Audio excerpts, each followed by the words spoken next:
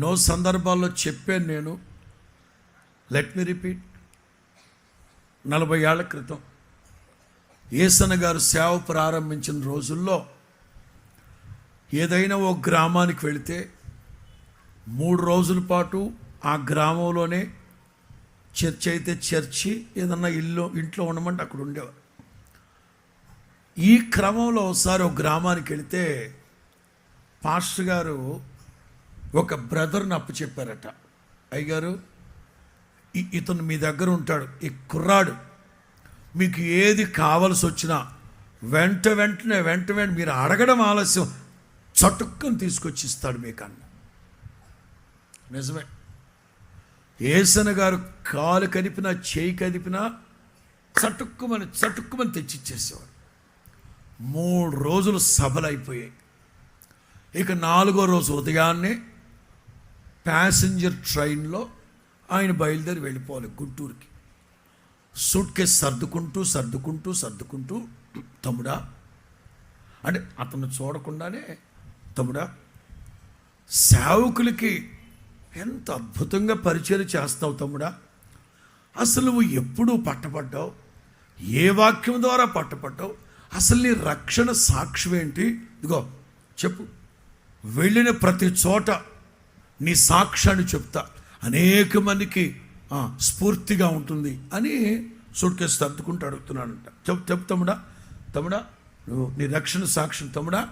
అట్లా అబ్బా అద్భుతం తమ్ముడా, ఎంత పరిచయం చేసేవాళ్ళు నేను ఎక్కడ చూడలేదు తమ్ముడా ఎట్లా రక్షించబడు తమ్ముడా, ఎంతకీ చెప్పడే తమ్ముడా, ఏంటి తమ్ముడా ఎట్లా రక్షించబడు చెప్పవే. ఏమండి మీరు త్వరగా సర్దండి, పాష్ గారు కోప్పడతారు, మిమ్మల్ని ట్రైన్ ఎక్కించమన్నాడు, త్వరగా సర్దండి, ట్రైన్ వెళ్ళిపోద్దేమో మరలా, మీరు త్వరగా సర్దండి. సర్దుతున్నాను కదా తమ్ముడా, నీ రక్షణ సాక్ష్యం చెప్తాముడా అంటున్నాడంట. తమ్ముడా ఇక అంటాడంట, ఈ పాస్టర్లకు ఉండే జబ్బేది డాయ్ వినబడిందిరా, నేను కూడా వినపడాలి అని అన్నాడు. ఏంట్రా నీ ఉద్దేశం, ఎట్లా రక్షించబడ్డావు చెప్పవే. ఏమంటే మీరు కానీ త్వరగానో ట్రైన్ వెళ్ళిపోతుంది, కోత వేస్తుంది రైలు అట్లా. యేసన్న గారు అన్నారంట, సూట్ కేసు మడిచేసేసి నేను రేపు వెళ్తా, నాకు ఇప్పుడు కొంపలు తగలడిపోవట్లే నాకు ఇక్కడ. నువ్వు రక్షించబడ్డావా అని అడిగితే ఏంట్రా అసలు ఏంట్రా నువ్వు అండి, ప్లీజ్ అండి పాష్ గారు కోప్పడతారండి. ఇంక ఈ పోరు తట్టుకోలేక, నువ్వు రక్షించబడ్డావా లేదా, రక్షించబడి ఉన్నాను అని అనుకుంటూ ఉన్నానండి నేను.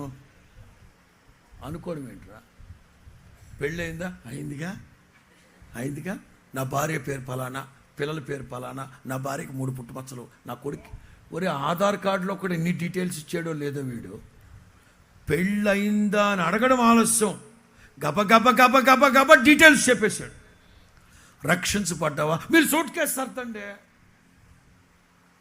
రక్షించబడి ఉన్నాను అని అనుకోవడం ఏంట్రా, అంటే రక్షణ నిశ్చయత లేదు. చాలామంది సేవకులు మేము అడుగుతూ ఉంటాం, అమ్మా అన్నయ్య రక్షించబడ్డాడా, పెద్దోడు రక్షించబడ్డాడమ్మా, పాప రక్షించబడిందా అని అడుగుతాం. భర్త అంటాడు, ఏమండి ఈ పాదిరికి ఇదే జబ్బు కాదన్నా, రక్షించబడ్డావో లేదని దీంట్లో తప్పే ఉంది. చాలామంది రక్షణలో కూర్చున్నావా, ఎక్కడ కూర్చోవాలంట, సరే వాళ్ళ భాష అది, రక్షణలో కూర్చున్నావా, మరి ఏది ఏమైనా వీళ్ళందరి